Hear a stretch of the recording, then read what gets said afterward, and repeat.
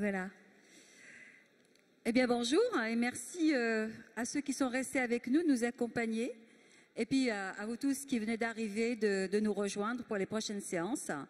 Donc, est-ce que je peux vous aider peut-être Je peux vous aider Non, je vous en prie, je vous chahute, pardonnez-moi. Juste comme nous étions tout à l'heure sur tout ce qui est connexion, de quelle manière... Enfin, notre dépendance aussi aux objets connectés, mais également d'être dépendant de leur efficacité, ça faut le dire. Alors nous allons vous en donner un exemple pour dire que nous sommes capables de parler de ça, de nous interroger, mais également ne pas en être complètement affranchis. Ce sont quelques chiffres, 2-3 chiffres sur votre participation à tous, que vous soyez d'ailleurs en France ou ailleurs, puisqu'on diffuse vraiment sur quasiment tous les pays francophones grâce aux réseaux sociaux. Donc je vais donner la parole pour 2-3 chiffres, en tout cas des informations pertinentes avec Madame Julia Georg, qui est notre chargée du pôle de communication digitale au Forum européen de bioéthique. Ce sont des résultats que nous avons comme ça en instantané et puis qui sont, voilà, on cite nos sources, c'est Google, c'est Facebook, Twitter, etc. Alors, sur le site du Forum européen de bioéthique, vous étiez plus de 5 000 qui se sont connectés dans les derniers 2 jours et 19 000 pages vues sur notre site. Plusieurs milliers de personnes en live streaming. Nous sommes à peu près 9 millions sur Facebook depuis le 1er janvier. Et sur Twitter, 90 000 impressions de tweets. Ça, c'est sur le compte du forum, sur le compte de Nadia Urbain et de moi-même. Et je tiens aussi à remercier une équipe de journalistes qui nous aident pour le live tweet, Claire Grandanger, Rémi Boule, Julie Georgie, Philippe Wendling et Bénédicte Weiss, qui sont toute la semaine à nos côtés pour nous épauler. Merci à eux. Voilà, un très grand merci à toute cette équipe de jeunes et de très très très grands talents. Merci. On va passer au clonage. Alors, avant de poser la première question, c'est déjà je vais vous permettre quand même de vous présenter, même si vous êtes de grands habitués, de grands fidèles du Forum européen de bioéthique. Et donc, nous aimons bien vous avoir avec nous, car vous nous apportez à chaque fois des éclairages vraiment très, très divers, j'ai envie de dire, bon, des disciplines diverses. Et puis, toujours avec un ton très apaisé. Ça fait beaucoup, beaucoup de bien. Voilà. Bernard Berti, je te laisse te présenter. Alors, j'ai enseigné à l'Université de Genève, je suis pensionné maintenant, comme on dit. Et effectivement, donc, je suis philosophe de formation. J'ai enseigné à la faculté de médecine la bioéthique et à la faculté des lettres en philosophie, la philosophie morale et politique. Actuellement, je fais partie du comité d'éthique de l'INSERM. C'est pour ma petite occupation de retraité. Vous voyez. Accessoirement, je suis très heureux de venir. C'est pas la première fois et je trouve toujours aussi intéressant les débats et impressionnant la façon dont ils sont menés. Merci. David Le Breton, pardon, même si tu étais là, c'est la règle, on te laisse te présenter. Oui, donc j'enseigne la sociologie, l'anthropologie à l'Université de Strasbourg. Je travaille beaucoup sur des questions touchant le corps, le risque, la douleur. Et puis je fais partie du conseil scientifique de l'agence de biomédecine, ce qui est une autre manière de faire de l'éthique aussi. Alors David est venu avec ce livre, tu peux peut-être en dire un mot, et ça me permet aussi de rappeler que nous avons ici même un stand de la librairie Kléber, c'est un coin en fait qui est réservé à la librairie Kléber, tout au fond. Vous pouvez retrouver vraiment tous les livres de nos intervenants, mais également directement à la librairie. Donc juste un petit mot peut-être avant de donner la parole à Marie-Josée. Merci Nadia. C'est donc mon prochain livre qui sort dans 2 semaines, qui s'appelle Tenir, douleur chronique et réinvention de soi. C'est donc une anthropologie. C'est mon 3e livre sur la douleur. C'est une espèce de trilogie d'ailleurs. Et là, je me suis interrogé à la douleur chronique, c'est-à-dire que signifie vivre en permanence avec une douleur qui est là, qui peut être évidemment légère, une simple gêne comme beaucoup de lombalgie par exemple pour bon nombre d'entre nous, mais en même temps parfois la douleur chronique elle peut être absolument déchirante, peut détruire complètement la vie. Et donc à partir de 150 entretiens que j'ai pas recueillis tout seul, j'ai aussi embauché des post-docs, une doctorante, etc.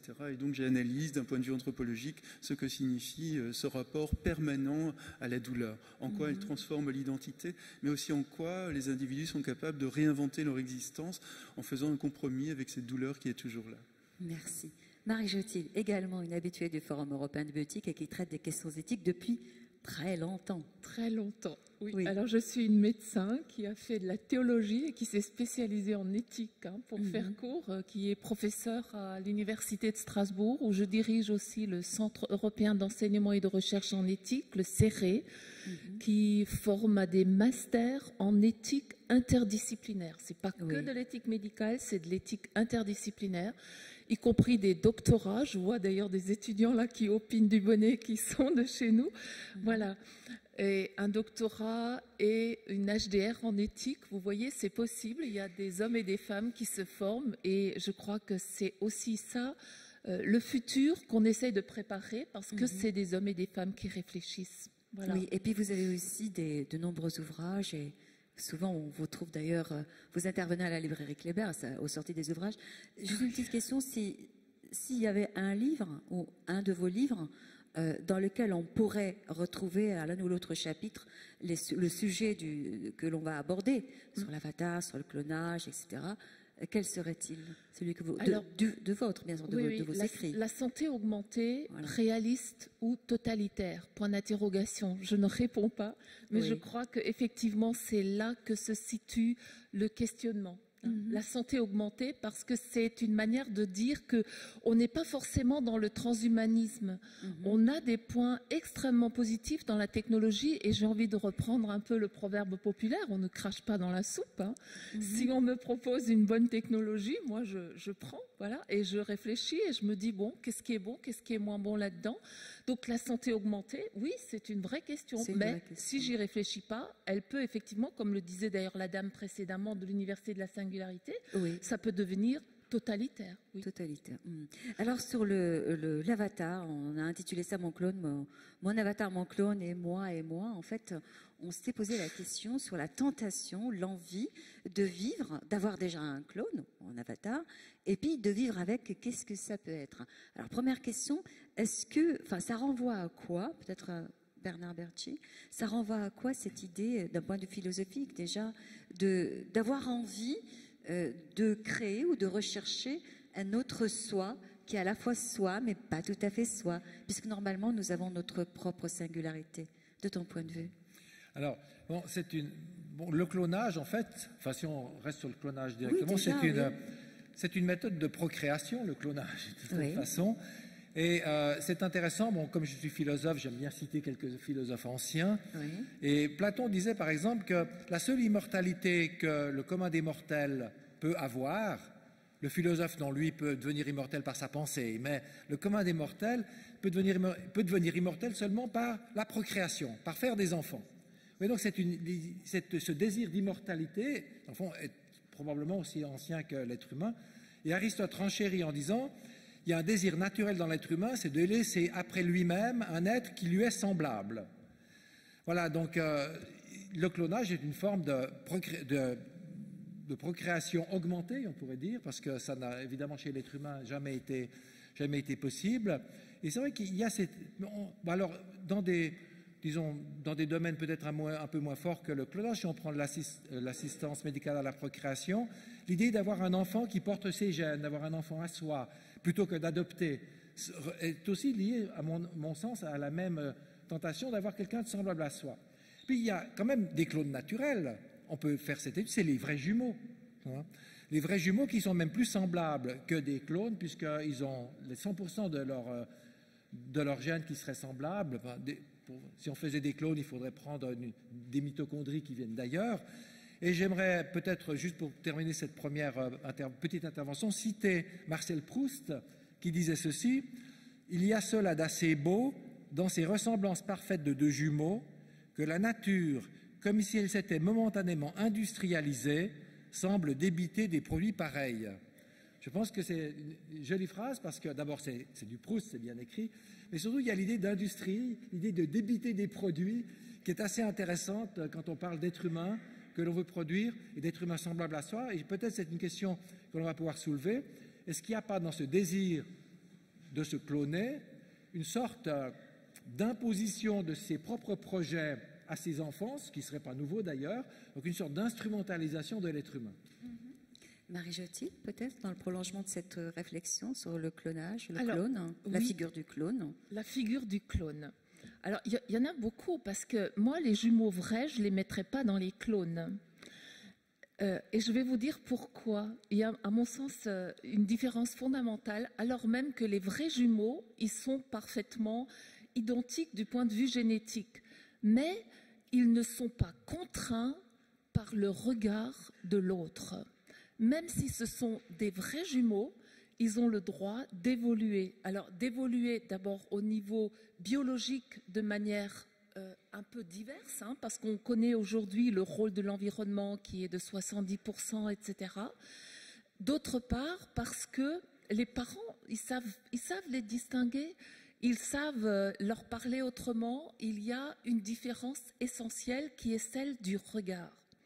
Le clone, au sens strict, par substitution de noyaux, à l'instar de Dolly par exemple en 96, est un agneau qui a été finalement fabriqué pour. Si je clone quelqu'un, c'est parce que je l'instrumentalise nécessairement. C'est pas au choix, c'est nécessairement. Je veux par exemple me reproduire, ou je veux, et c'est quelque chose qui est de plus en plus fréquent parce que ça existe vraiment de manière très forte déjà au niveau animal, les chats et les chiens qui meurent.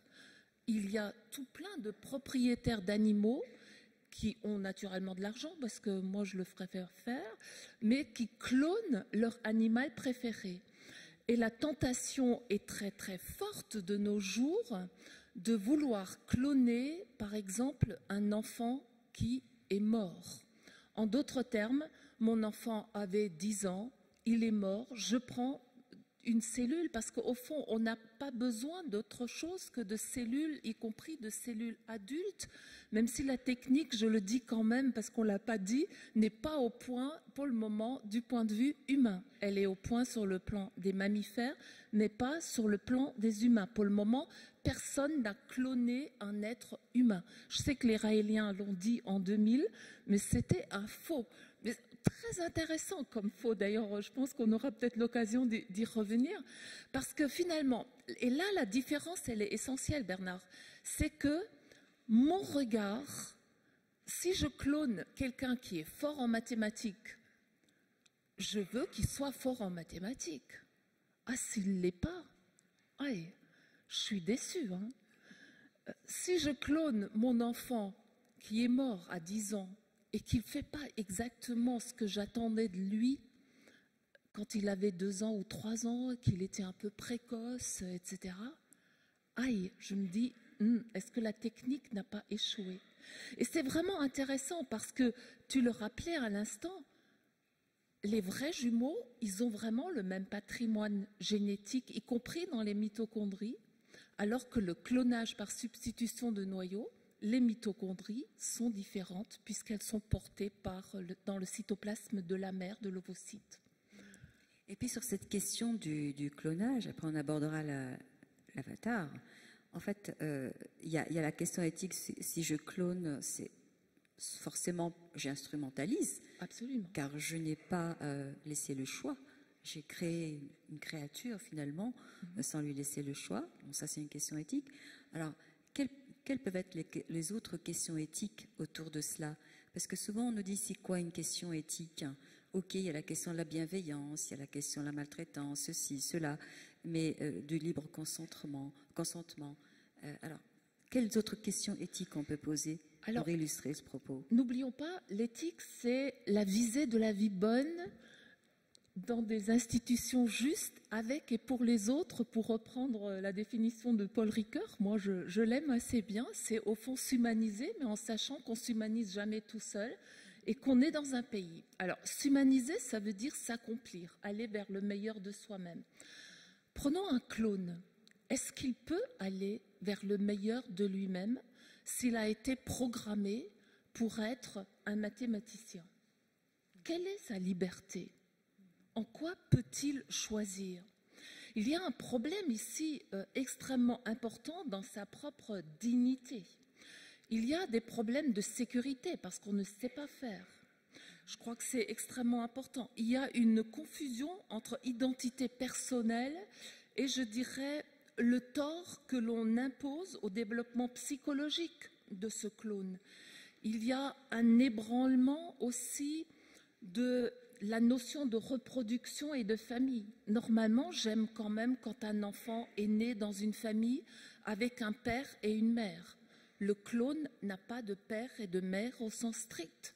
C'est un noyau qu'on prend et on le met dans un ovocyte, mais on n'a pas de fécondation. On n'a pas un gamète mâle qui s'unit à un gamète femelle. Qu'est-ce que c'est que cet être bizarre ? C'est fort intéressant parce que moi, ça me pose vraiment des questions assez redoutables. Vous voyez, par exemple, dans les religions, nous défendons beaucoup, tous les monothéismes, le statut de l'embryon. Mais est-ce que c'est vraiment un embryon? Quand vous créez un être qui n'a pas de parents au sens strict, quand vous n'utilisez pas des gamètes mâles et femelles, et je fais encore un pas plus loin, les fameuses cellules iPS, quand on reprogramme des cellules adultes et qu'on peut, avec ces cellules adultes, fabriquer des gamètes. On sait faire. On est sur le point de savoir-faire. Donc on prend des cellules adultes comme ça et on fabrique sur mesure des choses, mais c'est quoi qu'on fabrique? Et quand on fabrique pour aller chercher des cellules souches embryonnaires, pour guérir, pour avoir des réserves de cellules souches avec lesquelles on peut fabriquer un organe plus tard, mais quel est le statut de ce zygote? J'avoue avoir ici beaucoup de questions. Alors, au-delà des questions que Marie Jottil a posées, on verra tout à l'heure aussi peut-être d'autres questions éthiques qui peuvent venir à nous. Regardons peut-être encore aussi la figure du clone et de l'avatar, David Le Breton, ce que ça t'inspire. Oui. Enfin, ça renvoie à quoi dans la mythologie, dans la mémoire collective, dans l'inconscient, tu vois? Ouais. Dans un premier temps, je voudrais rappeler qu'il ne faut pas confondre le matériel génétique avec la personne, parce que nous sommes ce que nous faisons du matériel génétique que nous avons reçu à notre naissance, ce qui ouvre quand même un champ absolument immense. Donc le clone est en effet le miroir, le décalque en quelque sorte de quelqu'un, une sorte de décalcomanie, mais en même temps on peut dire que ça ne préjuge absolument pas de son histoire, parce que même si c'est le décalque d'Einstein, il ne va pas forcément donner Einstein, ou si c'est le décalque de Chaplin, il ne va pas donner un nouveau Charlot, parce que cet enfant-là va être éduqué dans un autre contexte social, culturel, affectif également. L'affectivité est absolument fondamentale, évidemment, pour qu'un enfant s'accroche au monde et y trouve des valeurs, des significations, etc. Donc le problème éthique, il est en amont, évidemment, il est dans le fait d'instrumentaliser, en effet, un enfant à naître. C'était d'ailleurs la thèse notamment de Habermas.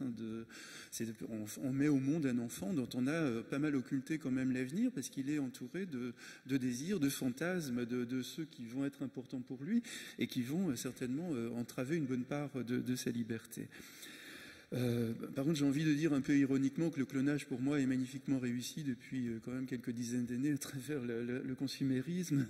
Quand on voit quand même bon nombre de nos contemporains, on se dit que le monde du marketing a bien réussi le clonage. Mais on est évidemment plutôt dans la métaphore que heureusement que dans enfin, pas heureusement non plus, parce que ça pose d'autres problèmes éthiques, mais qui ne touchent pas à la question de la médecine. Et puis l'avatar, c'est évidemment très différent, parce qu'il y a différentes manières de concevoir l'avatar. On peut dire que, par exemple, pour un adolescent, son avatar, c'est ce qui lui permet d'expérimenter son rapport avec les autres, avec le monde. Il ne sait pas encore très bien quel homme il est, quelle femme il va être, donc il essaie des personnages, ça marche, alors il s'ancre un peu dedans, ou alors ça marche pas du tout, il change de personnage, donc il change d'avatar. Donc on peut dire que ça peut permettre, en effet, à certains adolescents contemporains de grandir. Autrefois, c'était plutôt la rêverie, c'était plutôt les romans, c'était plutôt les films qu'on voyait qui nous donnaient des identifications projective.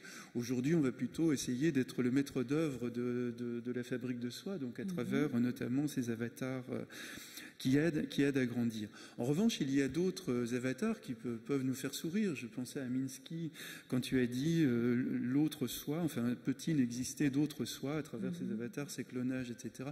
J'ai pensé à cette phrase assez absurde de Minsky, donc l'un des fondateurs de l'intelligence artificielle, qui dit, il est un peu dans la caricature de ce que je disais hier. Pour Minsky, notre existence tout entière est cristallisée en termes d'information.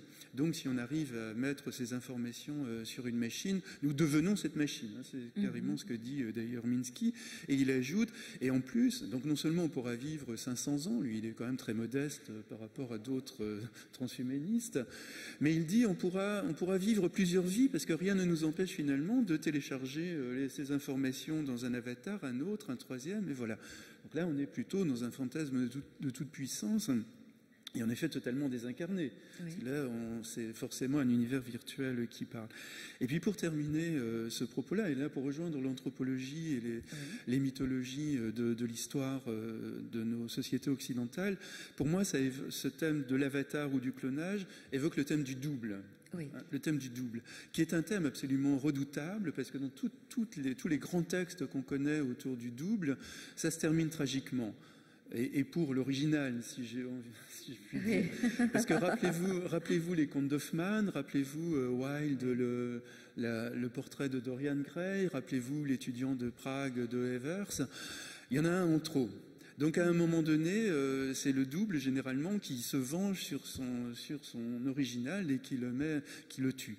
Voilà, donc c'est pour ça que le thème c'est un peu comme si la sagesse populaire entre guillemets nous soufflait l'extrême dangerosité de se rêver en double ou en multiple, etc. Non, on se suffit déjà à soi-même. Imaginez un autre Trump, lui il aura les moyens de se cloner, ce qui ne sera pas le cas de la plupart de chacun de nous.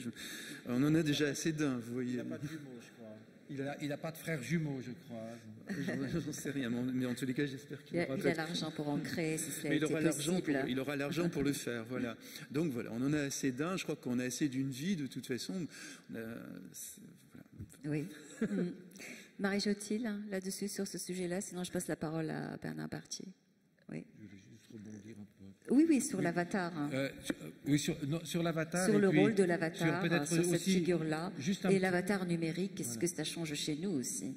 Mais juste aussi peut-être sur le clonage, une petite remarque. Oui, c'est vrai qu'on a parlé de l'instrumentalisation. Moi, j'ai juste lancé sans dire plus, mais il faut bien voir que je pense que dans la procréation habituelle, le désir des parents sur les enfants n'est pas toujours aussi sympathique qu'il... Et d'un autre côté, par rapport au clonage, je ne suis pas sûr non plus que nécessairement le désir des parents sera étouffant pour l'enfant, d'autant que le clone aura au moins 10 ou 20 ans de différence d'âge avec son entre guillemets jumeau. Mais ça, ce sont des questions dont on ne sait pas puisque on ne l'a pas fait. Et d'ailleurs, c'est intéressant de voir que souvent on reproche à la législation d'être impuissante dans ces domaines-là. On l'a vu même d'ailleurs pour le transhumanisme. De toute façon, ils vont le faire, on va y arriver, etc. Mais des fois, ça marche. L'interdiction du clonage, ça a marché. On n'a pas cherché à faire des clones humains. On aurait pu. On serait arrivé ou pas, je ne sais pas, mais on aurait pu. Donc, il ne faut pas trop désespérer quand même dans les régulations normatives de nos sociétés. Même si c'est vrai, il y a des choses, on parlait d'instrumentalisation, on vous l'a peut-être dit hier, mais en Chine, il y a un programme qui actuellement consiste à étudier une cohorte d'enfants qui ont plus de 160 de QI, de décoder tout leur génome et de voir s'il y a des séquences qu'on retrouve chez tous les enfants. Et le programme est en route, j'entends, c'est pas quelque chose, c'est pas de la science-fiction. Et ceux qui sont en charge de ce programme, avec évidemment la bénédiction du gouvernement, ont pour but d'identifier ces séquences et ensuite, par des diagnostics de la FIVET et des diagnostics préimplantatoires, de créer des enfants, ce ne sont pas des clones, des enfants qui auront ces caractéristiques-là pour faire une société de gens hyper intelligents. C'est du programme transhumaniste aussi, d'une certaine manière, qui est déjà à l'œuvre. C'est une instrumentalisation qui, à mon avis, est probablement pire que celle que les clones pourraient avoir, mais ça, on ne sait pas. Et donc, vous voyez, d'une certaine manière, on est en route. Alors, évidemment, d'un autre côté, je viens de vous dire que les régulations juridiques sont parfois efficaces. Je ne suis pas sûr que là, ce sera très facile à gérer au niveau international. Mais c'est des problèmes que l'on va rencontrer. Et si parfois on est des fois un peu pessimiste en disant ça va de toute façon se faire, Mais on ne sait pas au départ. Il faut au moins essayer de faire quelque chose. Oui, oui. Je crois que pour les avatars, moi je ne suis pas un spécialiste des avatars, mais je vois bien ce que c'est. Comme David le disait bien, nous on lisait des romans quand on était petit et puis on se projetait dans tous les personnages en définitive. Moi j'ai lu Bob Moran, j'ai fait des aventures extraordinaires que probablement les jeunes actuellement dans leurs avatars n'auront pas. Donc c'est une manière de créer, je crois, de créer sa personnalité, de construire sa personnalité en testant des modes de vie qui sont un peu différents. Mais est-ce la même chose de lire, de se projeter, peut-être momentanément ou longtemps, et de vivre continuellement avec un avatar numérique? Est-ce que c'est la même chose? Alors je pense que ça va dépendre aussi de la structure de la personnalité en question. Moi je me souviens que comme j'avais de la peine à m'endormir étant jeune, mais vous ne le répétez pas s'il vous plaît, je m'imaginais pour m'endormir être Bob Moran et avoir une aventure, ça marchait très très bien. Donc, alors je ne sais pas avec l'écran qui est un peu excitant pour la rétine, si c'est aussi facile, mais il y a quelque chose de reposant aussi, de vivre une histoire qui n'est pas vraiment la sienne en définitive. Et c'est souvent, et dans le fond, où on peut arranger les bidons un peu comme on veut, alors que dans la vraie vie, il y a quand même beaucoup de pressions qui existent. Alors dans les jeux, évidemment, ce n'est pas nous qui créons les règles, c'est ça la différence. Et la pression peut probablement être tout aussi forte que dans la vraie vie, voire plus forte.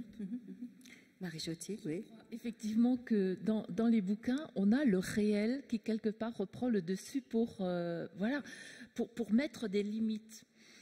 Alors, pardon, mais c'est encore Laetitia qui reprend un petit peu la parole. C'est vrai que ça permet de se construire. Mais c'est aussi ce qu'on utilise pour se cacher. Pour se cacher et faire du mal. Pour harceler. Pour piéger les autres, pour aller jusqu'à la cybercriminalité. Ça peut être utile parfois, vous le savez bien, quand la police se sert elle-même d'un avatar pour piéger d'autres et des pédocriminels. Ça peut, vous voyez, ça a une utilité, mais il y a là-dedans le meilleur et le moins bon. Et je crois qu'effectivement, un adolescent, ça peut le stimuler. Tout est toujours une question de dosage, de repères, de limites, et je crois que c'est extrêmement important. Mais c'est aussi ce derrière quoi je me cache, et c'est un très gros problème actuellement sur Internet, en particulier au niveau scolaire, où le harcèlement est vraiment tragique. Hein. Donc je crois que c'est vraiment... Vous voyez, beaucoup de choses sont en fait... vous avez raison, vous l'avez souligné tous les deux. Le clone, s'il arrive, je reprends maintenant le clone, s'il arrive à s'émanciper, ok, c'est évidemment, il va se développer. Mais le problème, c'est que dans cette situation, cette relation du clone avec ses progéniteurs, l'un se sait désiré à l'identique de l'autre. Et le second se sait sujet du désir d'une copie de soi. Et ce qu'il sait que le premier sait. Il sait que l'autre sait. Alors, où est la relation d'égalité? Je dirais, dans toute vie, on s'émancipe relativement facilement parce qu'on n'est pas la copie de l'autre. Ici, c'est très difficile, voilà. Mais ce n'est pas impossible, heureusement. Et la relation aussi à la vérité, au réel. Hein. Exactement. Et un autre point que vous avez un peu soulevé sans le nommer, c'est la question de l'eugénisme. C'est-à-dire que finalement, ça aussi, c'est quand même une sacrée tentation. Par exemple, je donne un autre exemple au niveau animal. C'est intéressant de noter qu'au niveau animal, la question du clonage est fort intéressante. Devinez pour qui? Pour les bouchers. Alors vous allez me dire pourquoi les bouchers? Eh bien parce que les muscles sont au même endroit, les os sont au même endroit, les animaux se ressemblent à tel point qu'on peut les mettre sur des machines à la chaîne et que c'est extrêmement séduisant d'avoir des clones pour pouvoir couper de façon automatique. C'est très très rentable. Ouais. Mais on pourrait très bien se dire qu'un dictateur, demain, et des envies de clonage, d'armée, de que sais-je, moi. Je ne sais pas, j'espère qu'on n'en arrivera jamais aussi loin. Bernard, je rejoins assez bien en disant que la loi, on espère, moi je souhaite vraiment. Hitler cloné, oui. Par exemple. David Le Breton, excuse-moi. Oui, tu sais, sur le clonage de Hitler, il y a un film très intéressant qui s'appelle Les enfants du Brésil, avec Grégory Peck, si ma mémoire est bonne, et de Franklin Schaffner, si je me souviens bien. Et heureusement, ça se termine fort mal pas pour les clones, mais pour en tous les cas les promoteurs de ce genre de choses. Mais c'est un fantasme en tous les cas qu'on peut avoir. Alors deux ou trois petites choses. Tout à l'heure, tu as parlé des avatars. Tu as plutôt parlé des pseudos que des avatars, parce que les avatars sont des créatures qu'on s'invente et qui sont des doubles de soi, mais qu'on contrôle. Et en principe, ils peuvent rarement être piratés ou parasités, même si ça peut des fois de temps en temps exister. Je me souviens d'avoir lu des trucs sur des viols d'autres avatars, etc. Bon, mais on reste dans un univers purement virtuel où en principe il n'y a pas énormément de conséquences. La violence faite sur l'avatar n'a pas énormément de conséquences sur soi, sauf sur son imaginaire. C'est plutôt les pseudos dont tu parlais, c'est-à-dire. Le même mot, mais. Ah bon, d'accord. Ouais, mais bon. Peut-être que ça dépend du contexte. Le pseudo, c'est une identité qu'on s'invente, qu'on se crée, et puis on va sur des sites. Et là, c'est le problème, par exemple, de Daesh ou autre, où des adolescentes, des adolescents se font piéger, en effet, par des gens qui leur disent monts et merveilles du califat, etc., puis qui finalement y vont. Bon, donc là, on peut avoir des techniques de manipulation qui sont bien connues également par des prédateurs sexuels, etc. Mais on est davantage donc dans le domaine du pseudo, qui fait qu'on échange en ligne en permanence, on échange des textes, et puis à un moment donné, on se fait hameçonner en quelque sorte par quelqu'un. Et puis par rapport, tu as introduit donc le fait... non, plutôt je vais le dire autrement. Le clone, il est soit un enfant de remplacement, donc il prend la place d'un enfant mort, et on sait combien c'est redoutable déjà dans la vie de chacun. Alors là, ce sera encore pire parce que c'est un enfant Enfin, il sera mis au monde, je veux dire, dans des conditions quand même assez singulières, notamment par une mère porteuse, parce qu'on a oublié de dire ça. Là, il y a d'autres problématiques qui sont posées dans le clonage, c'est qu'il faut payer quelqu'un, une femme, qui va porter l'enfant, dont elle ne sera pas la mère. Et donc, quel est le problème pour l'enfant qui va naître d'une mère qui aurait été, enfin je ne sais pas comment la nommer, mais en tous les cas d'une femme qui aura porté cet enfant-là. Moi, je pense que sur un plan anthropologique, sur un plan psychologique, ce sera extrêmement difficile à vivre. Donc, soit être un enfant de remplacement, soit être un double, c'est-à-dire un enfant sans autre. Alors que quand on est avec des parents qui ont fait l'amour et puis qui nous ont donné naissance, on est effectivement un mélange, on est déjà dans un métissage, on est déjà dans l'altérité, on est déjà dans le lien social. Là, on aura affaire à des enfants sans autre, d'une certaine manière, et je pense que ce ne sera pas sans conséquence dans leur mûrissement. Au regard du fantasme qu'ils auront d'eux-mêmes, parce que c'est ça qui est toujours majeur. C'est pas, le réel, évidemment, pour la condition humaine, n'existe jamais. Seul existent les significations qu'on projette. Et même si j'ai dit tout à l'heure que le matériel génétique qui est le nôtre est parfaitement secondaire au regard de notre histoire, il y aura le choc en retour quand même de se dire en permanence, mais je suis le décalque de cet homme, etc. Et ça forcément, ça aura des incidences majeures sur la vie. Un grand sociologue américain, William Thomas, disait à partir du moment où les hommes croient que quelque chose est réel, cette chose devient réelle dans ses conséquences. Oui, Bernard Berthier. Oui. Je me demandais simplement si j'apprenais que j'étais le clone d'Einstein, ça me créerait un problème. Disons, ça me créerait peut-être un problème, mais j'entends, est-ce que vraiment je ne serais pas content? Je ne sais pas. Non, mais on est obligé évidemment d'imaginer des conséquences qu'on ne connaît pas puisque ça n'a jamais été réalisé. Et c'est difficile de se faire une idée sur l'image que l'enfant pourra avoir lui-même. Si on regarde dans le passé, et quelles étaient les motivations que les gens avaient de faire des enfants, beaucoup de ces motivations sont assez proches, dans le fond. Le petit artisan qui voulait un fils pour reprendre son entreprise, etc. Donc, les enfants c'est relativement récent qu'on fait des enfants, comme on dit, pour eux-mêmes, ce qui ne veut pas dire grand-chose, puisqu'ils ne sont pas là, on ne peut pas les faire pour eux-mêmes, d'une manière, mais où on n'a pas de projet, où les parents n'ont pas de projet très précis concernant leur progéniture. Je me souviens, j'étais à Vienne l'été passé, il y avait, je ne me souviens plus, cette reine d'Autriche, Marie-Thérèse, qui a eu 6, 7 ou 8 enfants qui étaient des filles. Ben, elle les a toutes placées, si je peux dire. C'est-à-dire fait épouser des gens importants pour les alliances de son mari. Donc voilà. Alors, c'est pas parce qu'on a fait l'un qu'il faut faire l'autre. Moi, je ne suis pas du tout un partisan du clonage, mais je me dis que parfois on imagine, on fait un peu des scénarios comme ça, un peu dans le vide. Et quand on prend les familles, maintenant on a des familles recomposées, la famille traditionnelle n'existe plus beaucoup. Et il y a notamment dans certains pays, évidemment, plus dans des pays non européens, mais il y a des enfants qui naissent de couples homosexuels, etc. Et on commence à avoir des études sur leur bien-être. Alors là aussi, quels sont les critères du bien-être? C'est pas très simple, mais si on regarde un peu comment ils vont par rapport à des enfants de famille normale, ils vont tout aussi bien, ou pas plus mal. Et c'est pas surprenant, parce qu'un couple atypique qui veut un enfant, il le désire véritablement. Il va donc, d'une certaine manière, s'en occuper peut-être beaucoup mieux que d'autres parents qui ne désiraient pas tel ou tel enfant. Mais là aussi, ça varie en fonction de la psychologie de chacun, et il est très difficile de tirer des vérités universelles, et surtout par avance.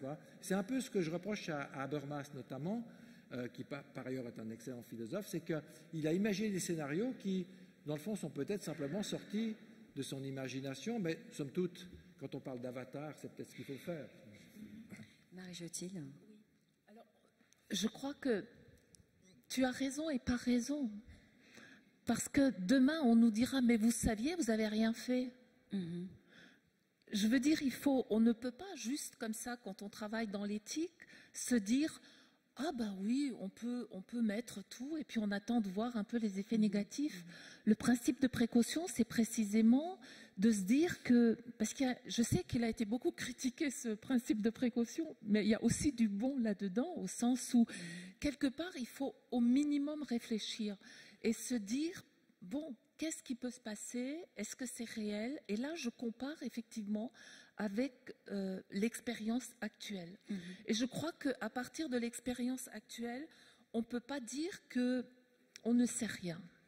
Alors, je voudrais rajouter encore autre chose dans la suite. Alors, tu as parlé, je pensais que tu allais continuer encore, tu as parlé donc des enfants de substitution.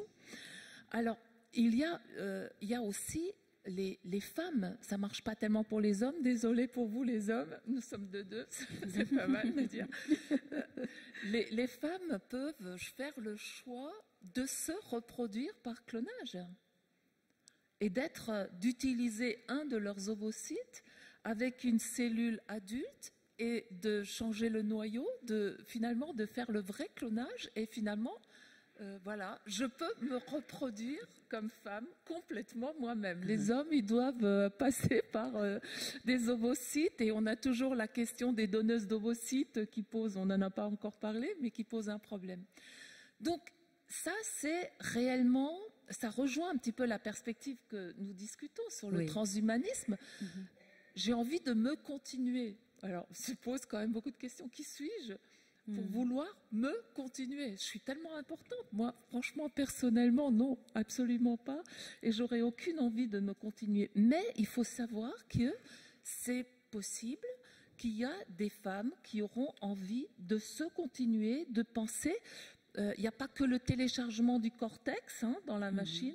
Il y a aussi une manière de se continuer à travers sa propre reproduction d'un être qui, alors du coup, est parfaitement identique à soi-même.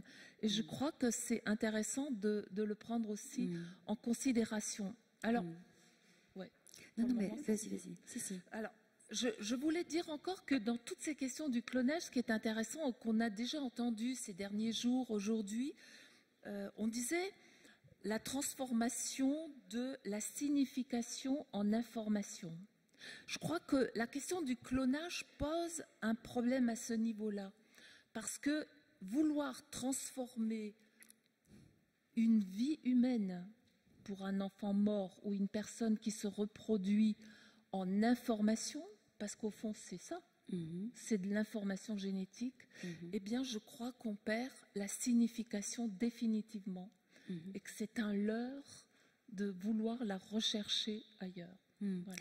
Et puis, alors dans le « j'ai envie de me continuer » en me clonant, en ayant mon avatar, je crois qu'il y a aussi la question de j'ai envie de me continuer, mais sans l'autre. donc sans ce rapport à l'autre, qu'il soit affectif ou sexuel, sans cette façon-là de se reproduire, et peut-être aussi sans l'autre, sans altérité, et sans l'autre, les autres, les personnes qui sont là, sans un entourage, peut-être dans l'isolement. Je ne sais pas, est-ce qu'il n'y a pas une forme d'isolement aussi, de vouloir de l'isolement? David Le Breton. Oui, juste pour dire mon désaccord avec Bernard, pardonne-moi, mais je bon, trouve que... Oui, parce que tu sembles nous dire finalement un enfant naît, et puis voilà, il est comme tous les enfants du monde depuis l'origine de l'humanité. Alors là, tu oublies complètement tout ce que la psychanalyse nous a appris, tout ce que l'anthropologie nous a appris, enfin du fait que nous sommes modelés par notre environnement, que la dimension affective de l'enfance joue un rôle absolument considérable dans l'homme ou la femme que l'on devient.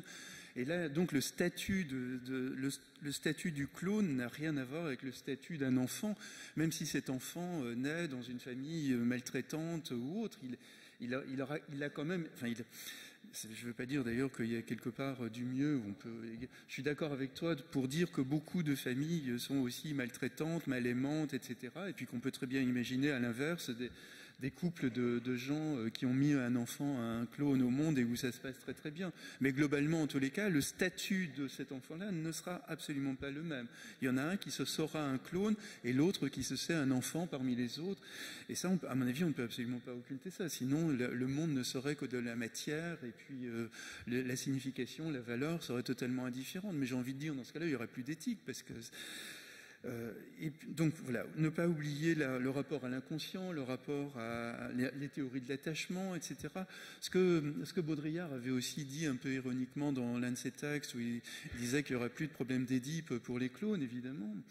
Mais par contre, ce sera le problème de l'autre en trop, d'une certaine manière. Il faudra bien que cet enfant, pour pouvoir exister, élimine cet immense ombre qui plane sur lui, qui est son double génétique. Voilà, donc pour moi c'est un point, je crois que je voulais dire autre chose qui me permet de répondre comme ça. Voilà. Alors d'abord une remarque méthodologique, je pense que le désaccord raisonnable entre personnes raisonnables est la situation normale dans une démocratie. Il ne faut pas avoir peur de ne pas être d'accord.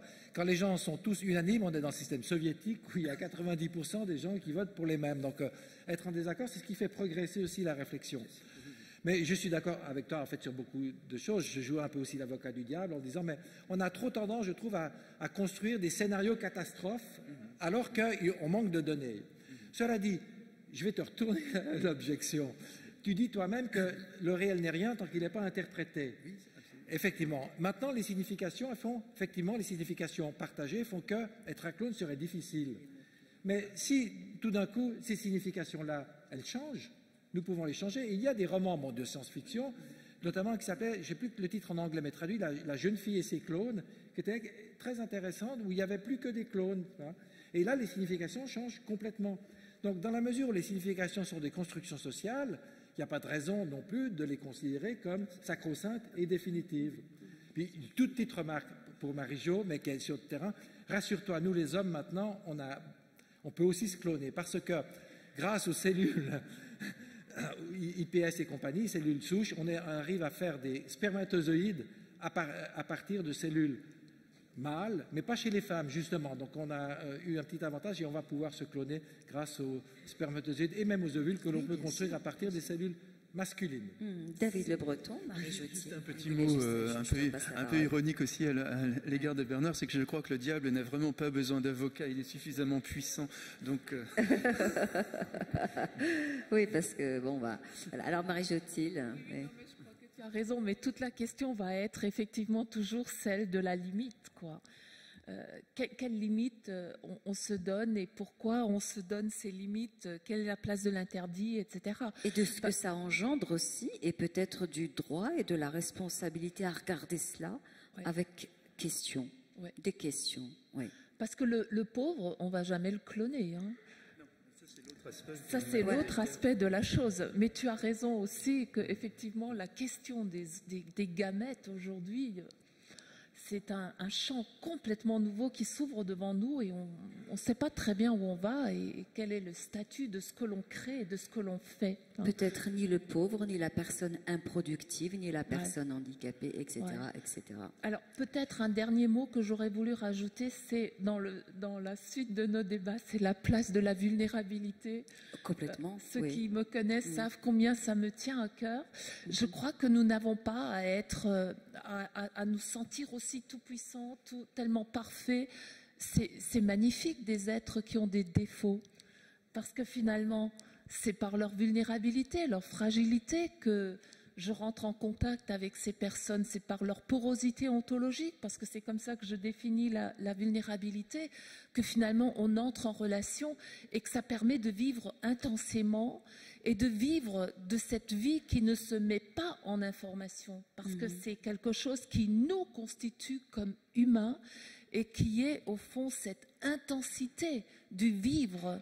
Et je crois que ça, on ne le clonera jamais. Et ça, on ne le retrouve pas si on clone quelqu'un d'autre. Alors, on ne va pas boucler la conférence et le débat. On va au contraire le poursuivre avec vous en donnant la parole à la salle. Israël Nizan. Je sais que le diable n'a pas besoin d'un deuxième avocat. Et rassurez-vous, je ne suis pas favorable au clonage. Et comme Bernard, je trouve que c'est un des éléments d'optimisme de voir que sur 212 pays, il y en a 169 qui ont interdit le clonage. Je note quand même qu'il y en a un certain nombre qui ne l'ont pas interdit alors que ça tombait un peu sous le sens. Alors, reprenons les histoires de finalité, parce que quand même l'éditorialiste du Lancet, qui n'est pas un mauvais scientifique, a quand même fait un éditorial en disant « Il faudra traiter les clones comme si c'était des êtres humains à part entière ». Donc, c'est dire à quel point, même si ça n'existe pas encore, on peut estimer que ça va exister un jour et qu'on aura un problème relationnel avec ces clones. Alors, la question de la finalité, moi, elle m'intéresse beaucoup. Qu'on se moque de Raël qui dit vouloir être si beau et si intelligent qu'il faut le cloner en 100 exemplaires, on peut rigoler et passer ça du dos de la main.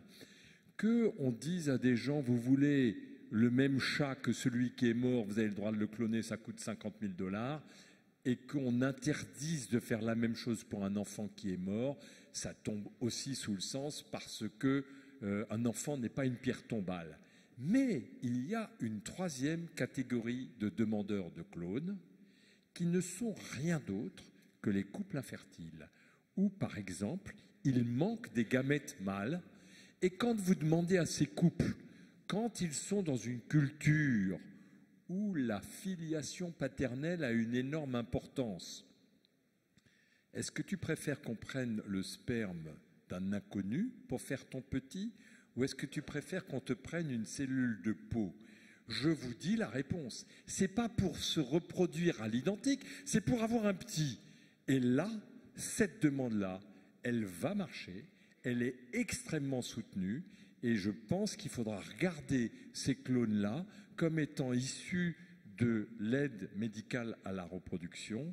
Peut-être qu'on pourra espérer alors savoir faire des spermatozoïdes, ce sera peut-être mieux, mais finalement le clone, c'est quelqu'un qui a le même appareil chromosomique que son père ou que sa mère, et il y a des circonstances où il faudra qu'on sache avoir plus de discernement et pas les juger tous à l'identique. Je ne sais pas ce que vous en pensez. Alors, qui veut prendre la parole? Je peux juste rajouter Oui, bien sûr. Juste rajouter un cas.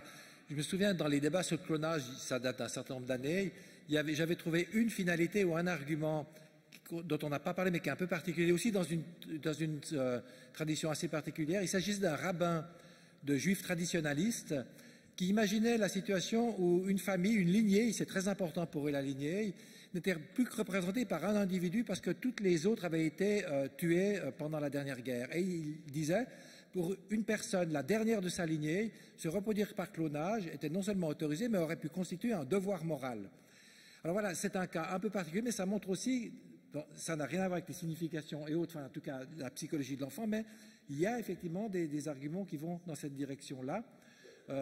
Pour le reste, moi je pense aussi effectivement que tu soulèves un réel problème et que le statut pas génétique, mais le statut, disons, de cet enfant-là est assez proche de celui qui sont produits par procréation médicalement assistée. Marie-Jo? Oui, c'était ce à quoi je pensais exactement en parlant de la secte des Raéliens en 2000. Par-delà leurs histoires, ce qui était intéressant, ce qui m'avait énormément frappé, c'est qu'à l'époque, donc, puisque Dolly était née quelques années auparavant, et que finalement tout le monde avait pris la parole contre le clonage de manière extrêmement radicale, au moment de la naissance soi-disant de cet enfant, les plus grands pontes de la gynéco-obstétrique nationale et internationale, tu en faisais partie, ont pris la parole dans X revues, et je crois que je les ai encore toutes à la maison, pour dire combien elles étaient favorables à... Défavorables. Pardon? Combien elles étaient défavorables? Non, non. Alors, favorable à, non, alors, attends, à permettre à un couple infertile d'avoir un enfant de leur sang. Cohen, tous ces gens-là étaient favorables. Parce qu'on ne les a plus entendus au lendemain. Mais au moment de la naissance de cet enfant soi-disant raélien, beaucoup ont pris la parole pour dire oui, dans la situation d'un couple infertile, on serait d'accord potentiellement quand on saura faire, bon, il reste beaucoup de problèmes, dont la sécurité, etc. Enfin, pour le moment, ce n'est pas faisable et il n'y a aucune garantie à ce niveau-là. Mais pour permettre à cet enfant de faire de ce clonage une manière d'assistance médicale à la procréation. Alors, je dirais quelque chose de plus. Je dirais, je peux le comprendre, mais je serais extrêmement vigilante, au moins à cet égard. Je peux le comprendre et je pense que si les parents sont suivis psychologiquement, qu'on leur permet de comprendre que cet enfant n'est pas finalement le double, même si on a un même patrimoine génétique ou des choses comme ça, on va mettre plus de chances de son côté. Mais en même temps, je serais extrêmement perplexe parce que on connaît la tendance de l'humanité de la pente glissante, qui est aussi un argument comme le principe de précaution. La pente glissante, ça veut dire on autorise aujourd'hui ça, demain ça, demain ça, demain ça, et hop, on y va. Et de ce point de vue-là, je serais plus que réticente. Je me dis, il y a quand même aussi beaucoup d'enfants à adopter, beaucoup d'enfants qui sont là, qui n'ont rien, alors je sais bien qu'on veut que des enfants tout petits pour les adopter, mais il y a des enfants qui ont 2 ans, 3 ans, 10 ans, qui n'ont personne. Bon, voilà. Alors après, j'ai pas à juger. Loin de moi tout jugement. C'est pas du tout ça la question. Mais je crois que nous devons réfléchir en société sur ce que nous faisons. Voilà. On est là pour ça, madame. Oui, exactement. Oui, bonjour. Écoutez, ça fait quelques mois que je m'intéresse aux questions soulevées par le transhumanisme et la bioéthique, et vous avez soulevé un mot qui, moi, me pose question depuis quelques semaines, c'est le mot eugénisme. Alors actuellement, je suis en train de relire Germaine Tillion, Verfungbach aux enfers, parce que pour moi, il n'y a pas de détails dans l'histoire. Et c'est une petite opérette, bon, pour ceux qui sont curieux, qui, moi, me glace, parce qu'il n'y a pas de détails dans l'histoire, où elle explique, elle raconte, elle chante que dans un endroit où elle a été internée de force en camp de concentration, qu'il y a des lapins, il y a des femmes enceintes, il y a un embryon et ils font des petites expériences. Donc ça me renvoie à ça. Et je vous remercie d'avoir soulevé la question de l'eugénisme, parce que pour moi c'est une question qui est très importante dans le cadre de la bioéthique. Voilà. Alors, David Le Breton. Oui, voilà, je voulais juste ajouter un mot, parce que je suis profondément d'accord avec Marie-Jo, je voulais le dire aussi depuis un moment. Je ne sais pas si nous devons céder à cette mythologie du sang, du gène, etc., de la duplication permanente de soi. Je suis contre, en tous les cas, pour ma part, ces idéologies biologisantes et autres, même si on peut dire que ça fait partie de la culture, mais en même temps, le culturalisme est aussi quelque chose qu'il faut parfois savoir contester. Et donc peut-être que le fait de s'opposer d'un point de vue en tous les cas juridique à ce genre de démarche n'est pas quelque chose de contestable. Je pense qu'il faut encourager au contraire, comme le disait Marie-Jo, le fait d'adopter des enfants. On peut imaginer que par exemple pour un couple infertile, plutôt que de recourir aux technologies de la procréation médicalement assistée, c'est peut-être plus chouette d'accueillir un enfant qui est en souffrance. Donc on a d'un côté un couple en souffrance, d'un autre côté on a des enfants en souffrance.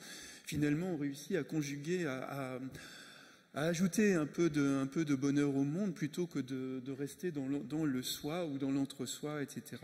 Et puis aussi autre chose, si l'enfant clone est né, bon, de toute façon notre responsabilité fondamentale c'est de l'accueillir comme un enfant absolument à part entière. Même si, à mon avis, il sera sans doute poursuivi par son image. Mais en tous les cas, nous ne devons pas le stigmatiser pour autant. Mais je crois qu'il faudrait que nos législations développent davantage l'adoption des enfants. C'est complètement contraire, malheureusement, à toutes les idéologies biologisantes qui règnent aujourd'hui de façon incroyable dans nos Bernard sociétés. Berthier. Et il y a aussi ce qu'on appelle la médecine des désirs, parce que, dans le fond, ce que tu dis, David, c'est que tu es un peu paternaliste vis-à-vis des médecins, vis-à-vis des parents. Les parents devraient préférer, effectivement, avoir un enfant social qui souffre plutôt que de faire un enfant de avec leur propre gène, leur propre sang, comme on dit. Bon, ça devient aussi, il faut quand même relever que l'adoption devient de plus en plus difficile et que les pays qui étaient, entre guillemets, fournisseurs pendant longtemps deviennent de plus en plus réticents à confier leurs enfants. Donc, voilà. Mais on est dans une société qui, d'une certaine manière, même si on n'est pas passé dans la médecine des désirs, considère que le désir des parents est normatif quand même, est en partie normatif. Et c'est pour ça qu'on a toutes ces techniques d'amélioration et d'assistance à la procréation. Moi, personnellement, je vois pas au nom de quoi, même si je ne partage pas véritablement cette histoire du sang, mais je ne vois pas au nom de quoi j'aurais des objections à ceux pour qui c'est vraiment important, quand on sait aussi quelle est l'importance d'être parent pour un couple. Voilà. J'aimerais juste aussi dire une petite chose. On parle d'eugénisme, vous avez soulevé le terme eugénisme. Bon, il faut faire attention. Eugénisme, parce que eugénisme, c'est un mot. Dès qu'on a dit eugénisme, tout le monde se tait, tout le monde a peur, parce que c'est horrible. Je ne veux pas dire qu'il faut être pour l'eugénisme, mais je veux dire que quand on parle d'eugénisme et qu'on vise l'eugénisme politique des années 40, ça n'a rien à voir, ou pas grand-chose à voir avec l'eugénisme dont il est question maintenant. Je fais juste une petite précision. L'eugénisme politique, on appelait d'ailleurs l'eugénisme politique, voulait agir au niveau de l'espèce, il voulait améliorer l'espèce ou stopper sa dégénérescence, ce qui n'a rien à voir avec le désir des parents actuels. L'eugénisme recourait au pouvoir de l'État. Attendez, ce n'est pas une critique, c'est juste un éclaircissement. L'eugénisme recourait au pouvoir de l'État, c'est plus le cas maintenant, c'est l'autonomie des parents. L'eugénisme, évidemment, donc classique, politique, ne reconnaissait pas la liberté procréative des parents. Et enfin, on triait, entre guillemets, mettez des guillemets, on triait à l'époque les géniteurs, c'était les parents qui avaient le droit ou pas le droit de faire des enfants, alors que maintenant, on trie, entre guillemets, encore une fois, les embryons. Donc, c'est des pratiques différentes. Je ne veux pas dire que parce que l'une était mauvaise, que l'autre est bonne, etc. Non, mais il faut simplement les évaluer en fonction de leur propre propriété, pas au nom d'un mot qu'on agite et qui fait peur à beaucoup de monde. Pas. De la même manière qu'inversement, quand on agite le drapeau dignité, on pense que forcément c'est très très bien puisque c'est la dignité qui est en question. Il faut voir les choses de près et pour se faire une idée. Ok. Mesdames. Alors, je voulais juste témoigner en tant que médecin de la reproduction que très longtemps, David, j'ai eu la même posture que toi.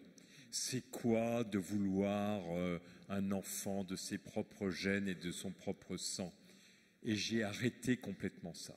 Okay. J'ai arrêté parce que c'est une constante de tous les couples que s'il y a une possibilité, d'une certaine manière, et parce qu'il y a un fantasme de filiation et de non-interruption d'une filiation qui vient depuis la nuit des temps, c'est une demande de tous les couples que tant qu'on peut ne pas avoir une baïonnette de filiation, on le fait. Et moi, je me suis senti très mal, moi qui connais mes enfants et moi qui connais mes parents, d'aller leur faire la leçon en disant « mais enfin, voyons, adoptez donc ». D'autant plus qu'on ne leur dit plus d'adopter, car l'année qui vient de s'écouler, il y a eu 900 adoptions en France, alors qu'il y a 10 ans, il y en avait 6000. Donc il n'y a plus d'enfants à adopter, parce que tous les pays, les uns après les autres, signent la Convention de La Haye contre le vol d'enfants et et sa revente. Et le trafic d'enfants va être terminé parce que les pays qui signent cette convention s'engagent à ce qu'un enfant abandonné soit adopté dans le pays où il a été abandonné. Donc, envoyer les parents vers l'adoption qui serait humainement et philosophiquement largement supérieure, c'est juste les tromper. Alors, j'ai une... David, pardon, tu voulais intervenir, tu voulais réagir. Non, je suis dans cette ambivalence. Je crois que j'aurais certainement eu le même parcours que toi si j'avais exercé le même travail. Et je comprends de toute façon parfaitement bien le désir des parents. Pour moi, il ne s'agit absolument pas de stigmatiser, simplement de rappeler qu'il y a d'autres ressources pour avoir un enfant. Et puis surtout qu'on peut changer la législation d'une certaine manière. Et à la tribune même du forum, plein de fois, nous avons organisé des débats sur... Qu'est-ce que le désir d'enfant? Qu'est-ce que le désir des parents d'avoir un enfant? Droit à l'enfant, etc., etc. Et le droit des enfants. Alors, pardonnez-moi, qui avait... C'était vous, madame, excusez-moi. Bonjour. Alors, moi, je me pose la question. La brebis qui avait été clonée, on avait dit que les clones étaient beaucoup plus fragiles que la brebis. Est-ce que maintenant, il y a eu une possibilité qui dure plus longtemps, qui soit moins fragilisée? Et j'avais vu une émission à la télé qui montrait qu'actuellement, chez nous, en France, on mange beaucoup de clones de taureaux, de vaches qui viennent des États-Unis. Et c'est pas marqué sur les étiquettes. Y a-t-il une incidence pour notre santé? Parce qu'on n'en sait rien. Et en plus, je voulais dire, actuellement, on parle beaucoup de la pollution, des pesticides, etc. Et ils disent que beaucoup de jeunes gens auront des difficultés pour se reproduire, comme on peut dire, à cause de tout ce qu'on nous donne. Voilà. Et ce matin, j'ai entendu à la radio encore, bon, j'ai été assez distraite, mais il y avait, je pense que c'était une chercheuse ou quelque chose, qui disait qu'à cause des pesticides, etc., le quotient intellectuel de nos enfants baisse. Alors, ça pose beaucoup de problèmes. Voilà. Et je voulais dire aussi, pour les adoptions, moi, j'ai eu autour de moi beaucoup de gens qui ont adopté des enfants. Des gens ont perdu un enfant, d'autres étaient stériles, etc. Et ça partait d'un bon sens, dont même un pasteur avec son épouse. Et quand ils ont adopté une petite fille qui avait beaucoup de problèmes, ils sont allés faire un stage dans le machin de être formés, etc. Et moi, je leur ai dit, c'est courageux, parce que c'était une petite fille qui avait déjà beaucoup de problèmes. Et donc, ils ont dit, bon, avec l'amour, ils avaient déjà 2 autres enfants, etc., que cette personne, cet enfant, allait bien se développer. Et la réalité, c'est que pour eux, ça a été très dur, très lourd, parce que, vu la descendance des parents de l'enfant qui était encore en vie, il y avait beaucoup de problèmes. C'était des gens qui avaient bu, qui avaient fumé, sans doute de la drogue, etc. Donc, c'est aussi un problème, vous voyez. Et j'ai eu d'autres personnes qui ont adopté des petits Coréens, etc., dont la mère était en vie. Et il y a eu aussi beaucoup de problèmes lorsqu'ils sont devenus adultes, etc. Voilà. Ok, qui a envie de réagir au témoignage de madame, ou peut-être... Alors moi, je peux commencer déjà? Oui, Marie-Jotilde. Alors, effectivement, quand Dolly est née, on a dit qu'elle était née vieille. Et c'était parfaitement juste, parce qu'effectivement, on s'est rendu compte que, par exemple, on a parlé tout à l'heure de cellules IPS. Alors, je vais vous expliquer un peu ce que c'est les cellules IPS, et puis je pense que vous comprendrez peut-être. Quand un embryon grandit, au départ, il a plein de gènes. Ils sont tous actifs. C'est comme si toutes les lumières de la salle ici étaient allumées. Pour se développer, les cellules vont dans un sens pancréas, un sens foie, un sens peau. Et puis, quand elles se spécialisent, la lumière, elle s'allume en partie. D'accord ? Quand on reprogramme une cellule, normalement, toutes les lumières devraient de nouveau s'allumer. Voilà. Ça, du coup, on a une cellule jeune.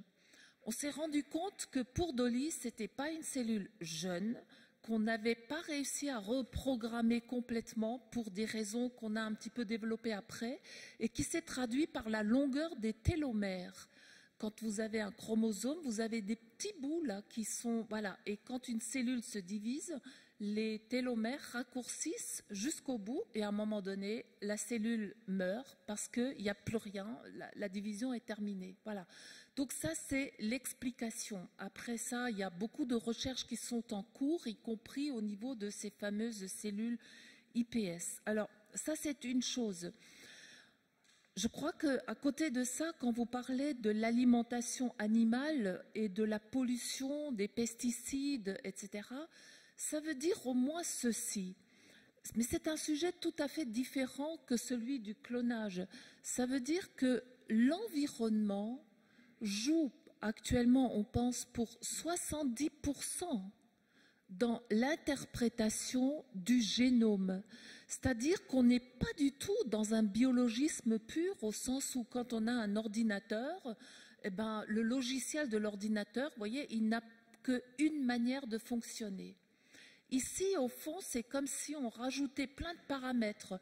Donc les pesticides, le repos de la mère, le stress, enfin ce que vous voulez, ce qu'elle mange, enfin absolument toutes les conditions de la vie normale, de toute vie, d'une personne qui vit dans un contexte plus ou moins facile, plus ou moins pollué, plus ou moins stressant, etc. Tous ces éléments vont influer sur le développement, c'est-à-dire la lecture du génome et donc le développement de l'enfant. Je crois que c'est à peu près ça, si je résume ce que l'on peut dire. Mais c'est encore autre chose que le clonage. Merci. On prend alors une question, peut-être un point de vue de Didier Cornel dans la salle. C'est une question et un point de vue. Donc bonjour, bonsoir. Durant ces débats absolument passionnants, je voudrais vous rassurer sur un point. En tant que transhumaniste depuis pas mal d'années, je n'ai jamais rencontré un transhumaniste qui ait comme objectif important de se cloner lui-même. Et pourquoi? Pour deux raisons. La première raison, c'est que nous sommes bien sûr au courant du fait que l'être humain, c'est quelque chose d'extraordinaire qui comprend bien plus que le patrimoine génétique et que donc se cloner, ce serait créer un être entièrement différent, sauf en ce qui concerne le patrimoine génétique. Et puis la deuxième raison, c'est que l'objectif de l'immense majorité des transhumanistes, c'est de permettre à celles et ceux qui le souhaitent de vivre en bonne santé beaucoup plus longtemps. Celles et ceux qui vivent maintenant, pas ceux dans un avenir hypothétique. Mais alors ma question, c'est d'où vient ce que j'appellerais ce fantasme du fantasme? D'où vient cette idée que les transhumanistes, je ne l'ai pas entendu trop aujourd'hui, mais je l'ai entendu quand même un petit peu, que les transhumanistes voudraient absolument se cloner. Donc est-ce que c'est simplement un manque d'information ou bien est-ce qu'il y a plus que ça? Merci. Je ne sais pas qui aimerait répondre. Bernard Berthier. Je dirais simplement que je n'ai jamais entendu dire que les transhumanistes voulaient se cloner. Effectivement, ils visent plutôt l'immortalité. Oui. Enfin, immortalité encore, bon, ce que ça veut dire. Hein. Que nous ne l'avons pas dit à cette table ronde, ça j'en suis sûr. Hein. Oui. Voilà. Je crois que c'est John Harris qui avait dit que si nous devenons immortels, nous vivrons en moyenne 4500 ans. Pourquoi? Parce qu'en fait, on ne vieillira plus, mais on continuera à mourir pour des maladies, probablement pendant longtemps, parfois par suicide suite à l'ennui que la longue vie va générer. On peut imaginer toute une série de choses. Donc effectivement, le clonage, d'ailleurs les débats sur le clonage sont plus anciens, les débats sociétaux je dirais, que les débats sur le transhumanisme, mais le lien n'a pas véritablement été... J'ai jamais vu faire le lien, effectivement. Oui. Alors, madame, et puis... J'ai une petite question. Ils étaient prioritaires. Mais c'est pas grave, on vous écoute. Non, une toute petite question au professeur Nissan. Qu'est-ce qu'il pense du tri pour préférer une fille ou un garçon quand une famille a déjà plusieurs filles? D'accord, Israël Nissan, donc. De faire un tri, paraît-il, on peut faire le tri par une prise de sélectionner sang. Le sexe, en fait. Il manque 100 millions de femmes sur notre planète. Vous savez ça? Et ce titre, c'est Amartya Sen, prix Nobel d'économie, c'était le titre d'un de ses articles. Il manque 40 millions de femmes en Chine, 40 millions de femmes en Inde, et ce sont des femmes qui sont soit avortées, soit qui sont privées de nourriture dans leur première année de vie. Alors oui, je suis favorable au tri des gamètes, je ne suis pas favorable au tri des embryons. Je préférerais que les hindous puissent trier les spermatozoïdes pour avoir les enfants du sexe qu'ils souhaitent, plutôt que d'être obligés de tuer les petites filles. Et est-ce qu'on te fait, par exemple, ou on a fait la demande, je ne sais pas, à l'hôpital, au CMCO, c'est une demande qui est faite, c'est un garçon, on avorte, c'est une fille, on avorte. C'est une demande qui est faite, oui. Et je ne suis pas sûr qu'en France, il n'y ait pas des avortements pour sexe qui ne convient pas. Parce qu'on n'est pas obligé de dire quelles sont les raisons qui amènent une femme à demander une IVG. Et une femme peut très bien connaître le sexe de son enfant par une prise de sang extrêmement précocement ou par une échographie et demander une IVG et il n'y a personne qui va l'empêcher. Alors personnellement, plutôt que ça, je préférerais qu'on laisse les gens choisir le sexe de leur enfant par tri des gamètes plutôt que tri des embryons. Allez, on retourne donc aux prises de parole dans la salle. Il y en a deux. Je vous avais dit madame, puis après vous. On est d'accord? Merci beaucoup pour... Merci beaucoup pour toutes ces interventions. Je trouve qu'il y a un méli-mélo intéressant. On est parti vers l'avatar pour passer ensuite à l'eugénisme. Alors voilà, moi je voudrais revenir sur pour quelles raisons déjà on parle de clone. Ça veut dire qu'il y a une volonté initiale quand même de se cloner, même si ce n'est pas les transhumanismes, même si ce n'est pas forcément pour avoir un nouvel enfant. Voilà. Pour quelles raisons, au départ, on veut avoir un clone? Et est-ce que, plutôt que de parler toujours, le plus souvent d'enfants, on ne peut pas parler de clone adulte? Ça, c'est un premier point qu'on n'a pas beaucoup abordé, je trouve. Un clone de soi. Alors, moi, je ne suis pas assez parfaite pour penser que j'ai envie d'un clone comme moi. Mais je pense que peut-être un clone, on a une raison d'avoir un clone de soi-même, c'est pour le faire évoluer différemment. Le faire évoluer différemment en le rendant plus ou moins indépendant de l'environnement dont nous faisons partie. Et donc là, penser le clone comme un avatar réel dans le monde réel à qui on pourrait donner la possibilité d'évoluer différemment et d'avoir sa propre histoire. Voilà. Et donc là, on n'est plus dans la question de est-ce que je me crée un monde réel, un monde virtuel avec un avatar qui a toutes les chances de pouvoir mourir et ressusciter plein de fois. Je me crée un clone qui me ressemble et qui va évoluer différemment. Et un clone adultin, pas un clone... voilà. Oui, pardon, ça revient à la question de départ. Quel est le rôle du clone ou quel est le rôle de l'avatar?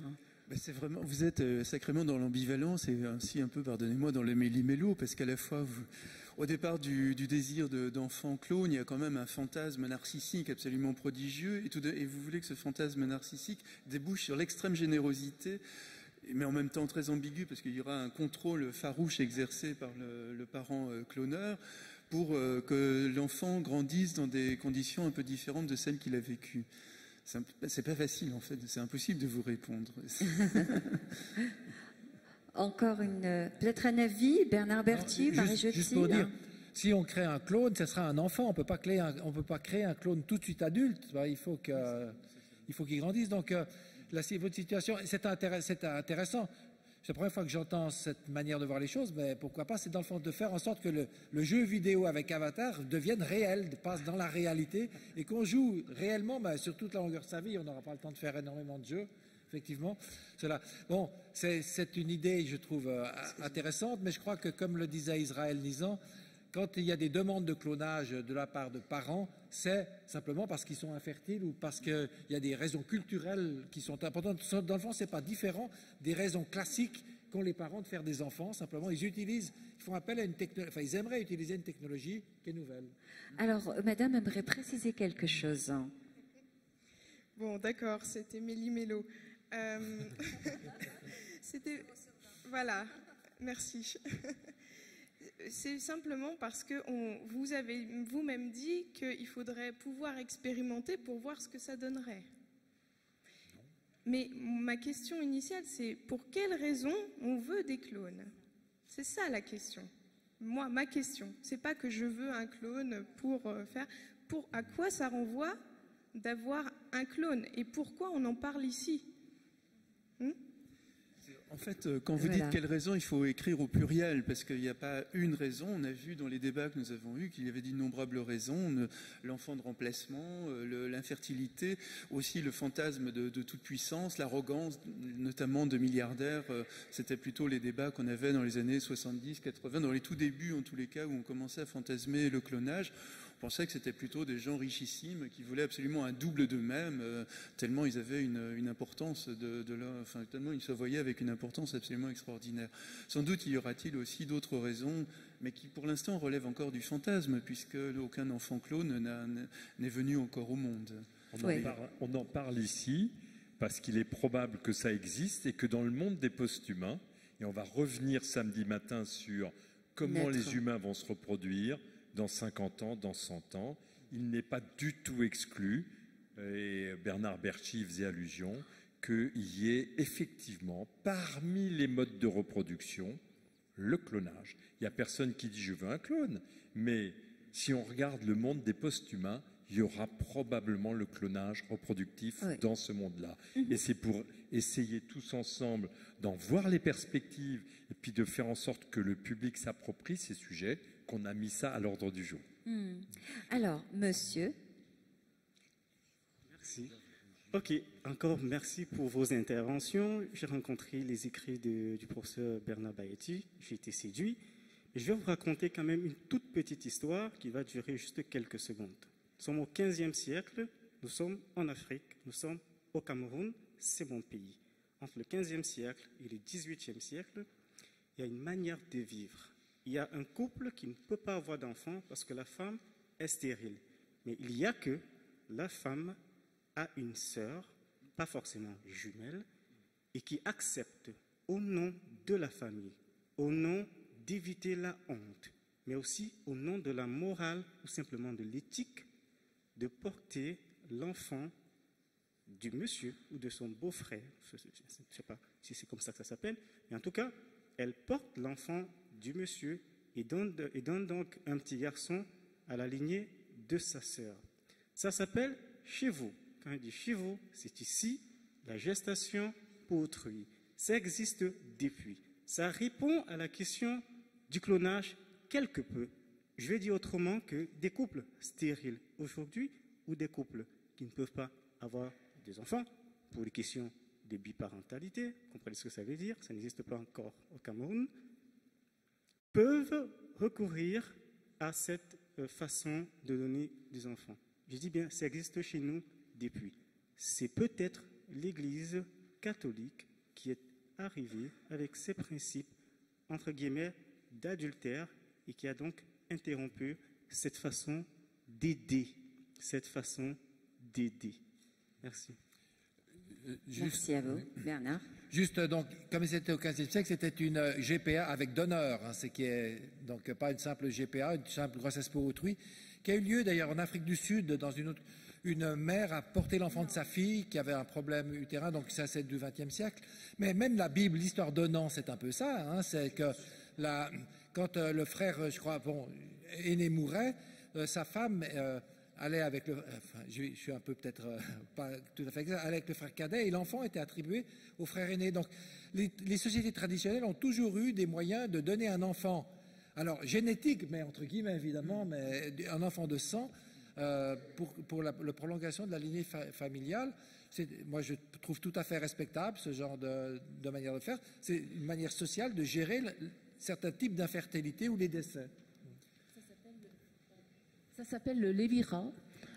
Et alors, moi, j'ai jusqu'au XXe siècle, c'est-à-dire dans ma propre jeunesse, moi, je connaissais une pratique un tout petit peu différente, mais à peine. C'est-à-dire que dans certaines familles, il y avait beaucoup d'enfants. Tu voulais dire ça, voilà. Et on en donnait un ou deux à celui qui n'en avait pas. Et tout le monde savait que c'était l'enfant de un tel et que c'était pas le sien, mais que finalement elle l'avait donné. Et ça se passait comme ça. Voilà. Je veux dire, sans aucune question, c'était un partage, je sais pas comment vous l'appelez. Aujourd'hui, c'est plus du tout le cas parce qu'on est finalement parfois trop intransigeant. Mais j'avoue que c'était assez intéressant comme pratique. Ça, voilà, ça donne à penser. Oui. Alors, ma question va peut-être paraître un peu naïve, mais jusqu'à présent, on a parlé de désir, de filiation, et Madame Thiel a prononcé un mot qui m'a fait tiquer, c'est celui de vulnérabilité. Et quand on me dit vulnérabilité, je pense au mot amour, tout simplement. Alors, est-ce que, d'après vous, le clonage humain, qui, au final, de par son atteinte sur le vivant, est une technique assez réductrice, je dirais. Est-ce que le clonage humain signerait la fin de l'amour, mais dans son acception la plus haute, la plus grande? Voilà. La fin de l'amour, c'est quoi? Alors, le clonage serait la fin de l'amour. Vous pouvez peut-être préciser, monsieur, elle a envie de savoir ce que vous voulez dire. La fin de l'amour, de l'amour, vous voulez dire de l'amour dans un couple, filiation? Oui, de filiation, puisque... Parentale? Oui, c'est peut-être parentale, c'est-à-dire que... justement, c'est assez... C'est flou. C'est flou, oui. De l'affect, finalement. De l'affect, de l'amour. Oui, c'est ça. Oui, tout simplement dans l'affect, l'amour... au sens large. Au sens large. Ouais. Eh bien, on reste des êtres humains, donc je ne vois pas très bien pourquoi. Mais c'est vrai que ça dépend après dans quelles conditions. C'est un petit peu les différentes perspectives que nous avons évoquées. Si c'est juste pour me reproduire et que je crois dans mon invulnérabilité, ma foi, il y a peut-être des soucis pour rentrer en contact avec l'autre, puisque je pense que je suis une tour d'ivoire qui mérite d'être reproduite. Mais si je suis dans une condition de femme, je dirais, infertile ou de couple infertile, je suis vulnérable, par définition. Donc la question qui m'est posée, c'est qu'est-ce que je fais de cette vulnérabilité ? Est-ce que je l'utilise pour aimer davantage? Il y a beaucoup de manières d'aimer quelqu'un d'autre. Donc vous voyez, la question est extrêmement complexe. Je ne voudrais pas rentrer trop dans les détails. Oui. Bonjour. Alors j'aurais une question par rapport justement à cette vulnérabilité et par rapport au clonage. On sait que dans un avenir proche ou éloigné, on serait capable de créer un clone d'embryon et d'analyser sa séquence ADN afin qu'il n'ait pas de probabilité d'avoir des maladies graves. Et dans une société où on soigne toutes les maladies graves et on fait tout pour soigner toutes les maladies, pourquoi on n'autoriserait pas cette pratique-là ? Mais parce que c'est extrêmement compliqué, comme l'a beaucoup souligné déjà le professeur Mandel, cette fois-ci et toutes les fois précédentes. La question du patrimoine génétique est extrêmement complexe. Il nous a expliqué en début de semaine, par exemple, et il l'explique assez souvent, que certains gènes sont peut-être communs. Ça peut être une prédisposition à une pathologie, alors que dans d'autres cultures ou pour d'autres pathologies, par exemple le sida, par exemple certaines pathologies, c'est au contraire un gène de résistance à cette pathologie. Donc d'abord, qu'est-ce que c'est un gène qui est porteur de pathologie? Ensuite, quand vous avez un certain pourcentage entre guillemets de chance, mettez chance entre guillemets de faire une maladie, c'est pas encore sûr que vous la ferez. C'est extrêmement difficile de savoir ce qu'il faut traiter ou pas traiter. Je crois que c'est une vue de l'esprit, une utopie totale de croire qu'on pourra modifier complètement tout le génome, avoir une garantie avec ce génome de n'être plus vulnérable. Je crois d'ailleurs que ce n'est pas un idéal parce que je pense que voilà, ça ne donne... Dans ce cas-là, il suffit effectivement de cloner.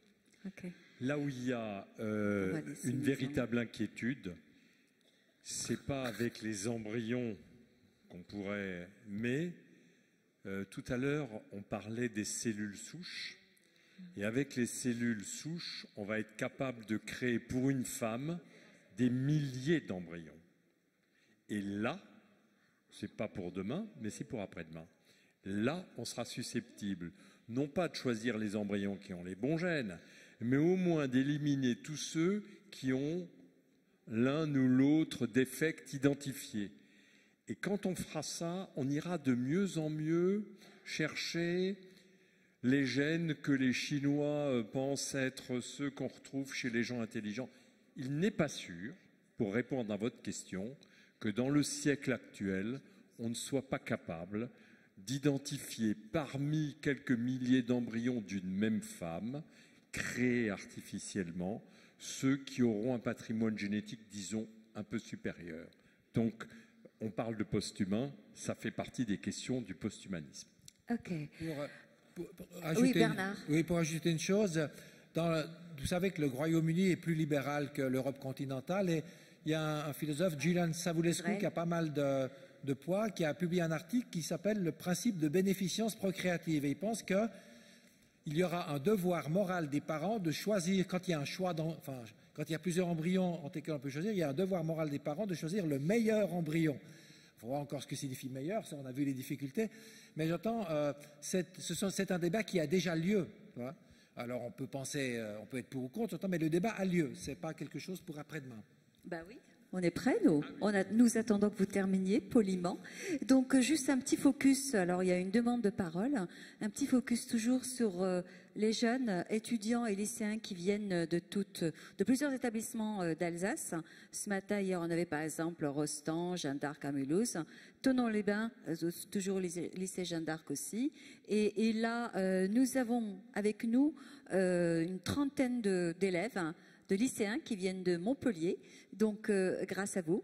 Je vais juste vous demander de vous présenter. Vous êtes monsieur Ibanez, je suis professeur de philosophie dans ce lycée, donc de la Mercier. Voilà. Je suis donc Madame Lunier, professeure de SVT, au même lycée La Mercier. Donc tout simplement, ce focus rapide, en vous remerciant pour tout le travail qu'on a fait ensemble pendant une année et de votre engagement. Et monsieur voulait prendre la parole et juste préciser, montrez-vous un petit peu où vous êtes. Vous voulez juste lever la main pour qu'on puisse vous repérer? Voilà, merci. Merci à vous d'être là. Merci. Voilà. Et je vous laisse poser votre question, apporter votre témoignage. Oui, c'est une remarque par rapport à la problématique là, de la conférence. C'est sur, vous annoncez donc clone, avatar, comme si, en fait, moi je vous ai un petit peu écouté, comme si on était dans la même problématique. Alors c'est un peu une remarque de prof de philo. En fait, le clonage, vous l'avez dit, c'est le fantasme narcissique de rester soi-même, mais l'avatar, c'est le contraire. C'est le changement, c'est devenir un autre. Donc on est vraiment là dans des problématiques qui sont complètement opposées. D'ailleurs, le film Avatar le montre bien. On permet donc à celui qui va devenir son avatar, on lui propose de se réparer, de redevenir celui qu'il a été avant qu'il soit amputé. Et ça renvoie à la conférence d'hier sur les prothèses.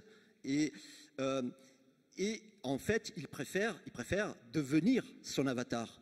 Donc on est là dans des problématiques qui sont complètement différentes. Et si on devait réfléchir un petit peu à notre existence, en fait, on est toujours pris entre les deux. C'est-à-dire que ce que nous sommes, c'est à la fois quelque chose qui résiste au changement, mais en même temps toujours un devenir. Et la difficulté des gens qui veulent se cloner et qui sont dans cette idée-là de rester soi-même, c'est qu'en fait, ce qu'ils rejettent, ce qu'ils refusent, c'est le hasard, la contingence. Ça, c'est quelque chose qui est pour eux un inconnu qui leur échappe. Merci. Qui a envie de réagir à la remarque de monsieur, à son analyse?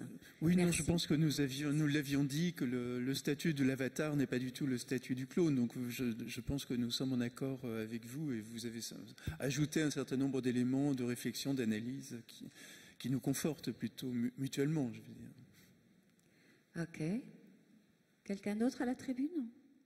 Marie-Jocelyne, par rapport à l'analyse, la remarque de monsieur. Oui, je pense que ce qui est intéressant d'observer, c'est qu'effectivement la question du hasard dérange, mais c'est le hasard qui est la source de la liberté. Oui.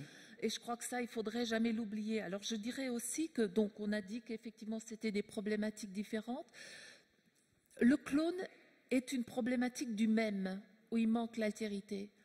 L'avatar est une problématique du même et de l'autre. Et c'est cette combinaison où je suis à la fois même et autre que je fais jouer pour me construire ou pour dévier. Donc voilà, je crois que je le dirais un peu comme ça. C'est vrai que le film Avatar est un très bon exemple. Hein. Excellent. Merci.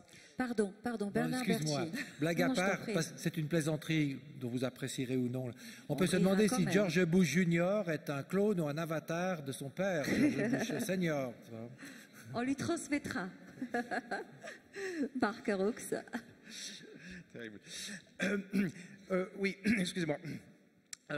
Donc, je voudrais faire un éclairage, quelque chose qui n'a pas été dit, sur le statut juridique du clonage en France aujourd'hui. Et je pense que c'est une interrogation, enfin quelque chose que je vous renvoie vraiment comme une question.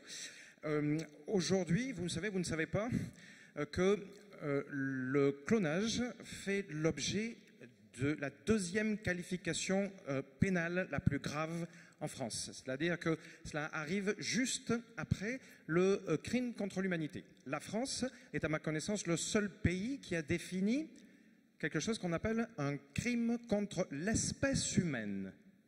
Et donc ce crime-là, en numéro 2, cela signifie qu'il est puni de la manière la plus grave qui puisse être dans notre juridiction. Je suppose que c'est une conséquence de deux choses. D'abord, c'est quelque chose qui est venu finalement assez tôt. C'est notamment en réaction à tout ce qui a suivi l'apparition de Dolly, puis les débats qui ont suivi dans l'immédiat. Il me semble que c'est notamment suite à l'impact qu'a eu en France le point de vue, l'analyse du philosophe allemand Jürgen Habermas, donc, qui a condamné de manière très systématique la perspective du clonage. Il me semble que tout ça a intégré, vous voyez, cette dimension de fantasme dont on a beaucoup parlé. Alors, je reviens à la réalité et à la question. Si la réalité, c'est finalement le doute qui, me semble-t-il, est venu de tout ce que vous avez exprimé jusqu'ici, c'est-à-dire que cela n'a jamais été fait, cela n'a jamais été expérimenté, on ne sait pas bien, on peut approcher le problème d'un point de vue ou d'un autre. Est-ce que c'est une bonne idée d'avoir dans notre législation quelque chose qui verrouille autant le débat et qui verrouille autant la pratique, puisque plus précisément la manière dont est défini ce crime dit que c'est notamment la mise en œuvre, donc l'expérimentation scientifique. À la limite, la question va peut-être aussi vers le professeur Nizan. Est-ce qu'on a le droit de mettre en œuvre aucune expérimentation qui ressemble de près ou de loin à du clonage humain en France parce que ça tombe sous cette législation, sur cette condamnation-là? Ou est-ce qu'il est quand même possible de faire quelques expérimentations, ne serait-ce que pour voir où on va, pour anticiper un petit peu? Alors, en fait, vous avez raison, vous avez parfaitement raison, mais je rappellerai quand même que le clonage thérapeutique, qui est exactement la même technique, c'est ça ce qui est quand même curieux, c'est on pratique le clonage et l'un on l'implante et ça s'appelle reproductif, l'autre on va le faire se multiplier dans une éprouvette et on parlera de thérapeutique parce qu'on va pouvoir l'utiliser pour des réserves de cellules ou d'organes que l'on va faire pousser. Ces projets de recherche-là, qui touchent aux cellules embryonnaires, sont actuellement possibles à condition de demander l'Agence de la biomédecine. Oui. Donc, absolument tout est possible à ce niveau-là. Donc, je dirais, l'interdit n'est pas aussi fort. Et c'est quelque chose qui a traversé tous les débats de l'époque, c'est-à-dire autour de l'an 2000. Je rappelle pour mémoire, par exemple, la Déclaration universelle de l'UNESCO, donc l'ONU. Tous ces textes vont dans le même sens. Ils interdisent tous le clonage reproductif, mais pas le clonage thérapeutique. Bernard Berthier. Oui, juste pour préciser, c'est vrai que, j'ai un ami philosophe ruvénogien qui était venu d'ailleurs ici il y a quelques temps, qui avait sorti un bouquin qui s'appelle La panique morale. Je pense qu'en France, il y a une sorte de panique morale avec l'affaire du clonage. C'est pour ça que c'est un crime particulier. Mais Dieu merci, le droit est fabrication humaine et ce qui a été décrété peut être supprimé. Donc je pense qu'il faut, c'est pas parce qu'il y a une interdiction très forte, ça montre qu'effectivement, je pense qu'on a raison de mettre des barrières, mais que ceci peut changer. Maintenant, Effectivement, on a parlé aussi, il est autorisé de faire de la recherche sur l'embryon en France, mais il faut faire attention. La recherche sur l'embryon, il y en a extrêmement peu en France parce qu'il y a aussi des mouvements sociaux assez puissants qui font du lobbying contre toute recherche sur l'embryon. Et à l'INSERM, puisque je fais partie du comité d'éthique de l'INSERM, on est confronté à ces difficultés. Malheureusement, en France, enfin heureusement pour certains, mais malheureusement, en tout cas de mon point de vue, il est très difficile de faire la recherche sur des embryons. Elle est découragée et pour un jeune chercheur, ce n'est pas le domaine dans lequel il aura tendance à aller travailler parce que c'est un domaine dans lequel il risque d'avoir de la peine à faire carrière comme tout chercheur fait carrière. Donc, la question de la recherche sur l'embryon et du statut de l'embryon, bon, ce n'est pas le sujet actuellement, mais c'est quelque chose quand même qui est lourd encore. Oui. Je voudrais compléter juste ce qui vient d'être dit. Il y a une dizaine de projets de recherche actuellement sur l'embryon en France, aucun sur le clonage thérapeutique. Et tout projet de recherche qui pourrait converger vers des débouchés allant vers le clonage serait récusé immédiatement par l'Agence de la biomédecine. Donc, il n'y a pas de projet de recherche actuellement. Pourquoi Jean-François Mattei en a fait un crime contre l'espèce humaine et en ce sens, nous sommes le seul pays au monde qui dispose de cette incrimination-là, parce qu'au moment des débats et au moment de la loi bioéthique, tout le monde estimait qu'il fallait interdire le clonage reproductif, mais qu'il fallait permettre les cultures tissulaires à partir de cellules embryonnaires, parce que celles-ci ouvraient sur des très grosses perspectives thérapeutiques. Et les deux techniques sont les mêmes. Comment faire pour interdire le clonage reproductif? Dire à tous les antinoris de la Terre qui avaient à l'époque dit moi je vais le faire sur un bateau dans les eaux internationales, comment leur dire qu'ils ne pourront plus descendre de leur bateau pour utiliser l'argent qu'ils auront gagné? En faire un crime contre l'espèce humaine. C'est de là que c'est venu. C'est très clair que c'est outré, parce qu'on ne peut pas donner le nom de crime au fait de donner le jour à un enfant. Donc on est dans du contresens. Mais s'il faut remettre l'histoire, en 2002, quand ça s'est produit, il y avait la volonté de permettre des recherches sur l'utilisation des cellules embryonnaires, tout en interdisant le clonage reproductif. Ok, je prends juste une dernière question dans la salle. Bonjour. Il a été dit plus tôt que 70%, dans 70% des cas, les clones dépendent de comment ils ont grandi, de l'environnement dans lequel ils ont été élevés. Dans ce cas, pourquoi, s'ils ne sont pas strictement semblables à leur modèle, pourquoi ça devient un crime contre l'humanité si c'est dans des cas très singuliers qu'ils sont créés? Alors, c'est qu'en fait, c'est pour tout être humain qu'il y a un rôle absolument déterminant de l'environnement sur le développement. C'est pas lié du tout au clone. Hein. Donc, je crois que voilà. Après, c'est toute la question que nous avons évoquée quand l'enfant cloné est instrumentalisé et a été procréé en vue de reproduire quelqu'un, etc., il y a une contrainte psychologique de laquelle il doit s'émanciper, et cette émancipation n'est pas évidente du tout. Voilà, je crois que je résume un tout petit peu de cette manière-là. Bernard Berti, notre point de vue aussi. Voilà, juste dire qu'effectivement, le problème avec le clonage, c'est essentiellement, à mon avis, les attentes des parents. Et je pense qu'il faut dire des parents par rapport aux enfants, ce qu'on dit de l'État par rapport aux citoyens, c'est à la fois la meilleure et la pire des choses. C'est à la fois protecteur et destructeur, et il faut éviter que des relations parentales puissent être destructrices. Et c'est vrai que malgré tout ce que j'ai dit, on peut avoir des doutes assez légitimes quand il est question du clonage, même si ça peut exister dans d'autres situations aussi. David Le Breton. Je suis d'accord avec ce que vient de dire Bernard. Je ne pense pas que je pourrais dire des choses plus pertinentes. Mais bien, écoutez, merci à vous. Merci à la salle d'avoir participé aussi à ce débat. Un très grand merci. On va reprendre dans un quart d'heure. Merci. Merci.